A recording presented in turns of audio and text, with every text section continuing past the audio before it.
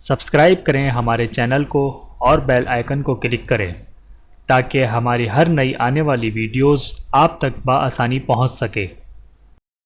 اعوذ باللہ من الشیطان الرجیم، بسم اللہ الرحمن الرحیم۔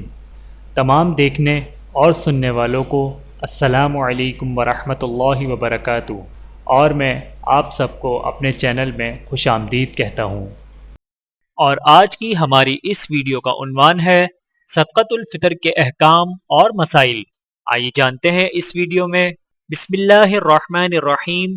حضرت ابن عباس رضی اللہ تعالی عنہ سے روایت ہے کہ نبی کریم صلی اللہ علیہ وآلہ وسلم نے صدقہ فطر کو ضروری قرار دیا، جو روزے داروں کے لیے لغو اور بے حیائی کی باتوں سے پاکیزگی کا ذریعہ ہے اور مسکینوں کے لیے کھانے کا انتظام ہے۔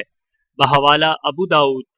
جو شخص اسے عید کی نماز سے پہلے ادا کر دے تو یہ روزوں کی پاکیزگی کا ذریعہ بنے گا، اور جو اسے عید کی نماز کے بعد ادا کرے تو یہ عام صدقات میں سے ایک صدقہ ہے۔ اس روایت سے معلوم ہوا ہے کہ صدقہ فطر واجب ہونے کے دو مقاصد ہیں۔ نمبر 1، روزے کی کوتاہیوں کی تلافی۔ نمبر 2، امت کے مسکینوں کے لیے عید کے دن رزق کا انتظام، تاکہ وہ بھی اس روز لوگوں کی خوشیوں میں شریک ہو سکیں۔ اس لیے نبی کریم صلی اللہ علیہ وآلہ وسلم نے ارشاد فرمایا کہ اس دن مسکینوں پر اتنا خرچ کرو کہ وہ سوال سے بے نیاز ہو جائیں۔